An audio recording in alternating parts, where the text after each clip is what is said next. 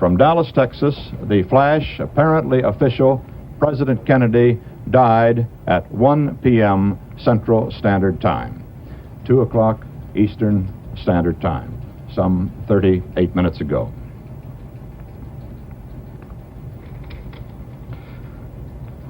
Vice President Lyndon Johnson has left the hospital in Dallas, but we do not know to where he has proceeded.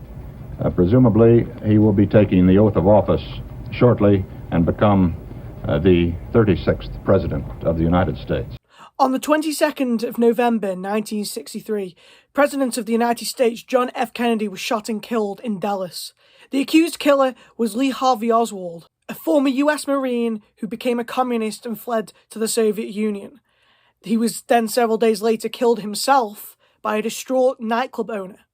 But this isn't the narrative most people believe, or at least a good chunk. Many people think something else happened that day. Don DeLillo's novel, Libra, is about that. Hey everyone, welcome back, it's me, Max. This is a video review for the great Don DeLillo's novel, Libra. Don DeLillo. DeLillo, who, I apologise if I say his name wrong, I feel it doesn't sound right said fast in an English accent, is one of the forerunners of postmodernism and possibly the greatest living author, next to two other guys who were born around the same time, Thomas Pynchon and Cormac McCarthy. Those guys sort of all get brought up together, all born in the mid to late 1930s. They all became some of the most important writers of the 20th century. Don DeLillo is also best known for White Noise, the 1985 ninth book by him. His follow was 1988's Libra, the book in question. The JFK assassination was like the most important single event of the 20th century. It was probably the 9/11 of the 20th century, obviously excluding the wars, and inciting incidents, the assassination of Archduke Franz Ferdinand, Pearl Harbor. Those are part of a bigger thing. Although the Kennedy assassination, you could argue, also was, this is truly just a one-day only event. And it completely changed the course of history. To my knowledge, the JFK assassination wasn't a big deal in Europe, I don't believe, outside of a political scale. People over here didn't really care because, obviously, once again, he was the President of the United States, not the President or Prime Minister of the United Kingdom. So we didn't really care as much. But in America, where most culture consumed by the West comes from, it was, of course, a huge deal. There's people out there who argue that if JFK hadn't been assassinated, popular music would have never become like the Beatles. They never would have become huge in America. A big reason why was because people were losing faith in America and pure American ideas after the assassination of John F. Kennedy. And if there's one guy who loves dissecting America and culture, it's Don DeLillo. The novel takes place across two stories that are connected, but don't necessarily intertwine constantly. The first is about Lee Harvey Oswald, a fictionalized take on his life. Although it is very accurate to his actual life, you have to remember this isn't a non-fiction novel, this is fiction. These events probably didn't happen the way he says they did, or at least that's up for debate. This isn't a non-fiction novel by any means. The other story involves US officials who are thinking of ways to get rid of John F. Kennedy after the absolute botched Bay of Pigs invasion. For those who don't know what the Bay of Pigs invasion was, it was, let's say, a big disaster on Kennedy's part and one of the worst points of his entire political career. People love to pretend Kennedy was absolutely great, which he was, but that was also a thing he did. It's kind of like the anti-Cuban Missile Crisis, how he managed to deflate that situation and de-escalate it. Bay of Pigs invasion was kind of the opposite, and it kind of made everything worse for everybody. Real quick, if you see my shirt, it is the same shirt as the last video, but that video was filmed about 2 weeks ago, at the time of filming this, so I'm not one of those people who just wears the same clothes over and over again. I'm very clean. There is also another narrative about an FBI agent trying to piece together, CIA agent, trying to piece together the story. So there's 3 points of view throughout this story, 3 places which all lead up to the assassination. The way DeLillo writes is so perfect. His constructed prose, he knows what he is doing. He is one of the greatest writers because of how controlled everything feels. He loves minute details, and I understand that's why a lot of people find him boring or slow, because he really loves to just simply write about what's around him and what the characters are doing down to a T. Unlike my gripes of authors such as Haruki Murakami, when DeLillo does it, it actually feels like a master. It doesn't feel like somebody trying to hit a word count, and it isn't as flourishy as Nabokov, who is a great writer.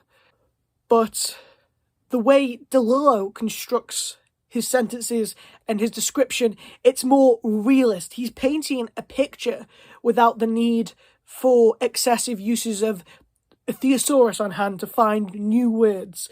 DeLillo is simultaneously so easy to read and so difficult and challenging. Libra was my first Don DeLillo novel given to me by an ex-girlfriend, and it's truly a novel that blew me away. JFK, blown away! You have to remember, when I first read this book, I wasn't as well-versed, and I mean, I'm not particularly well-versed now, but I wasn't as big into postmodernism. DeLillo, I believe, I may have read before Thomas Pynchon. In fact, I did indeed read DeLillo before Thomas Pynchon, the other guys. Still yet to read McCarthy. Oswald is a fascinating character because the real-life Oswald is so enigmatic of everything that was anti-American of the 1960s. He was a communist, he was a Soviet defector. Oswald in the novel is perfectly this. And Oswald was no saint. Nobody thinks he was. He was horrible to his wife. He was not a good person whatsoever. And the novel never makes you think, this guy is great. It's not a propaganda piece. But the novel never particularly says, this guy is a crazy communist gunman who ruined America. It's never something like that. What this novel is simply a picture. Though I actually do think, for the most part, the chapters that deal with the CIA are even better. You get a really good view of what is going on beneath the surface, allegedly, in the CIA. It's something great for conspiracy theory nuts like me, who, whilst reading this book again for this review, immediately just thought of that X-Files episode where it turns out the cigarette-smoking man may or may not have been responsible for the JFK assassination. It's X-Files conspiracy level, just without the aliens. Some people may find it a bit too tinfoil hatty, but that's some people's choice. I feel most people who have any form of interest in the conspiracies or the government or politics would enjoy this book. But remember, this isn't fact. This isn't a non-fiction book. This is fiction. And that's what makes it so much more readable for everybody. This isn't a hardcore philosophy or politics book which deals with themes some people can't handle. It is quite literally just fiction. The weird conspiracy these days has too many connotations of right-wing nutjobs like Alex Jones, or people who just use it to peddle bigoted views of racism or anti-Semitism or homophobia towards people. That isn't what this is. This is a good old-fashioned the government is lying to us type conspiracy theory. Something that you'd expect most people at this point to be very much aware of, but alas, there are a lot of people who still think the government is nice and looking out for our best interests. That bewilders me. Of course, there's also people who probably don't even think about it, which I envy them. Seriously, if you don't think about how the government doesn't have you at their best interest, and you don't think about how much messed up, corrupt stuff goes on in the world, I genuinely envy you. This isn't an insult. This isn't me saying you're stupid or anything. I genuinely envy people who don't think about those things. Like, seriously. At the end of the novel, you know what happens at the end of the novel. Oswald dies after killing John F. Kennedy. This isn't alternate history. That is what happens at the end of this novel. That's not a spoiler. We all know what happens in the JFK story. Why would it change here?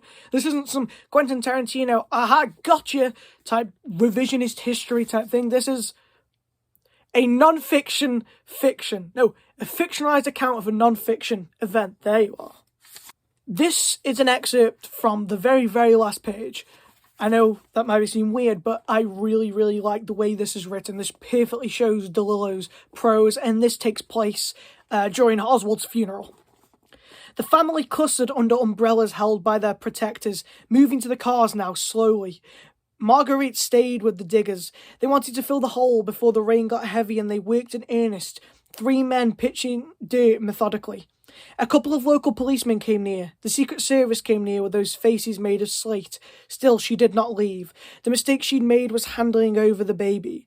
As long as she held the baby, she was still a family. They'd taken her youngest son, and now they were taking the daughter-in-law and the 2 little girls. Marguerite felt a weakness in her legs. The wind made the canopy snap. She felt hollow in her body and heart.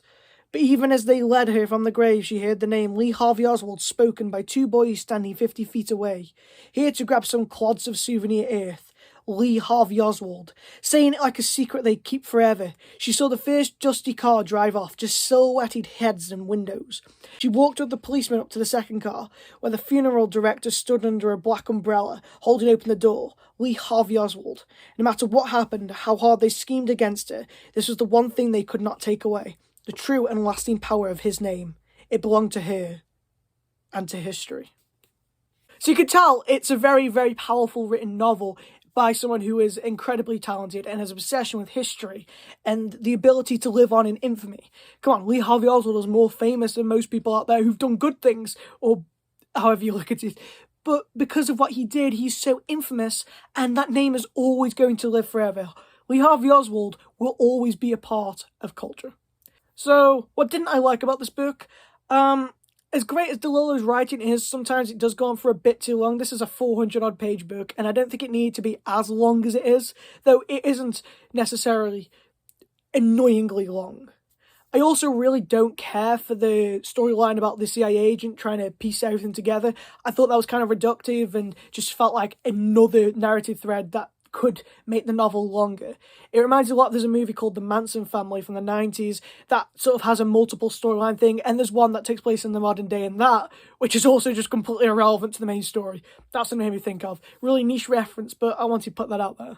So, who should read this book? Don DeLillo fans, people who love American history, people who love the idea of dissecting culture, people who don't trust the government. This book has a lot of appeal, but I wouldn't recommend it to people who don't like super challenging books, and people who don't want to be paranoid, and people who just don't care about stuff like that, politics, conspiracies. If you don't care, no point reading it. Thanks for watching this video, guys. It's been a pleasure. Catch you next time, and stay beautiful.